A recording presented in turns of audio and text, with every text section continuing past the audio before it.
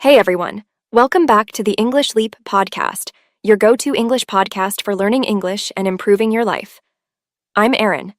And I'm Evan. If you feel like your days are just passing by without meaning, this episode is for you. Because it's not too late to change. It's never too late. Today, we'll share small but powerful ways to stop wasting your life. Simple steps that help you feel proud, feel alive, and yes, also help you improve your English along the way. And to make it even easier for you, we've created a free PDF guide for this episode.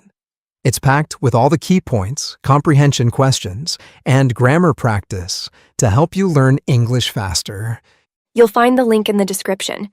Download it, save it, and give it a real chance. Future you will be so glad you did. And as always, stay till the end, because Charlotte will join us for the vocabulary breakdown to explain some useful words from today's talk. All right, ready? Let's jump in and talk about how you can stop wasting your life. One simple change at a time.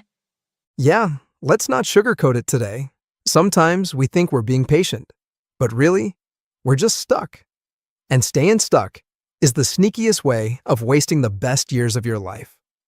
All right, let's get real for a second, because sometimes we lie to ourselves without even realizing it. We say, I'm just waiting for the right moment, waiting for more confidence, waiting to be ready. But, the truth? We're not waiting. We're wasting. Yeah, for sure. It's like sitting at a train station, telling yourself you're going somewhere, but you never actually bought a ticket. The train's not coming, and deep down, you know it. You keep waiting for a perfect moment that doesn't even exist. And while you wait, life quietly moves past you. Exactly. And you know what's sneaky? In English learning, it's the same. Learners wait for the day they'll feel fluent before they dare to speak. But fluency isn't a feeling you wait for. It's something you build brick by brick. If you're learning English, don't wait for the stars to align. Speak now, even if you trip, even if you stumble. Because those little messy moments, that's where the real growth begins. And speaking of small moments, let's talk about something even more dangerous than waiting. The tiny, invisible leaks that slowly drain your life away. Man, this one hit me hard. Because wasting life isn't always dramatic. It's not always quitting a job or dropping out of college. Sometimes it's the little habits, the endless scrolling, the procrastinating, the mindless distractions that steal years from you without making a sound.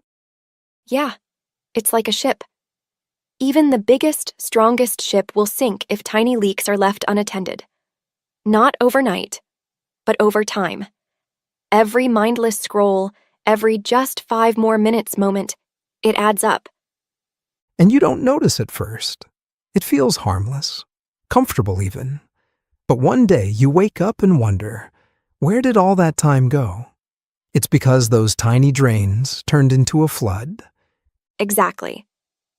If you want to take your English and your life seriously, you have to protect your energy like it's precious.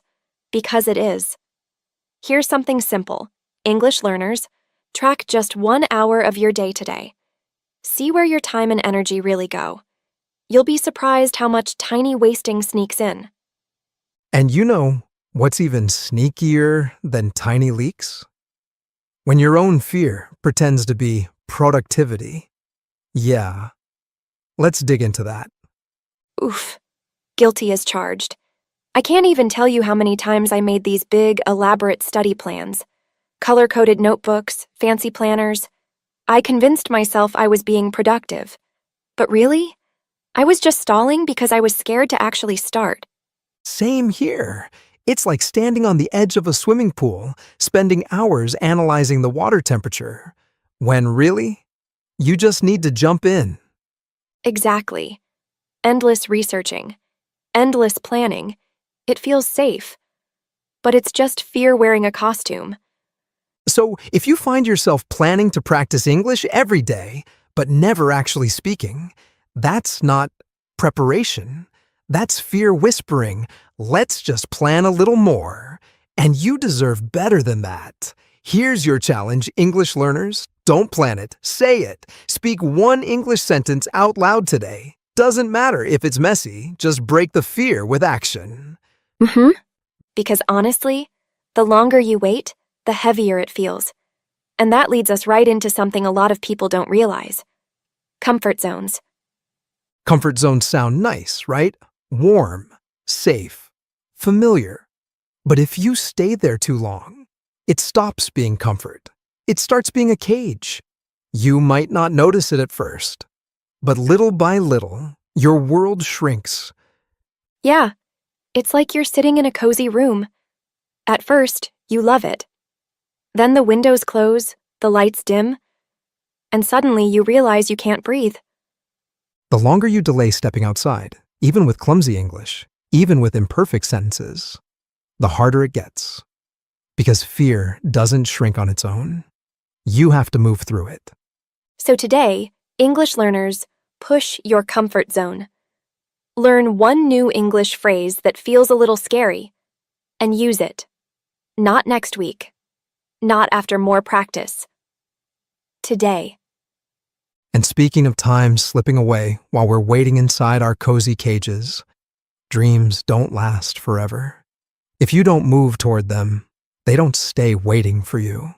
They decay, quietly, without drama, without warnings. It's like having a beautiful piece of fruit sitting on your table. You keep thinking, I'll eat it tomorrow, maybe later. But tomorrow becomes next week, and by then, it's rotten. Gone. Yeah, and no matter how much you meant to enjoy it, it's too late. Dreams are the same. If you're learning English because you dream of traveling or connecting with new people, please don't put it on the someday shelf. Even a tiny action keeps the dream alive, because dreams aren't ruined by failure, they're ruined by delay. So today, write down one English dream you have and take one messy, imperfect action toward it. Messy action is still action. Messy action saves dreams. And if you're secretly waiting for someone to come and push you, give you permission, let's have a real talk. No one's coming to rescue you. Not a teacher, not a YouTube channel, not even this podcast. We can cheer you on, we can guide you, but you, my friend, are both the captain and the crew of your ship. Exactly. It's your hand on the steering wheel. It's your voice learning new words. It's your courage showing up even when you feel awkward. And you know what? That's not a burden. It's liberating. Because if you have the power to steer your own life, you have the power to change it anytime. So today, encourage yourself. Write a short journal entry in English. Doesn't have to be fancy. Just a little love note to your future self. I'm trying. I'm proud of that. And trust me, no one's better at cheering you on than you. You just have to start. Yeah, and speaking of starting, that leads us perfectly into one final truth we need to talk about today. Action is the antidote to regret. You know, Evan, when I look back at the times I felt the worst, it wasn't because I tried and failed. It was because I didn't even try. I stayed still, waiting, doubting. Yeah, same here. Regret isn't loud at first. It's quiet. It builds slowly, like dust gathering in a corner you keep ignoring. One day you wake up and realize, wow, I've been stuck for way too long. And here's the thing. Regret doesn't come from doing things badly. It comes from doing nothing at all. Movement, even messy, awkward movement, is momentum. It's energy. It's life.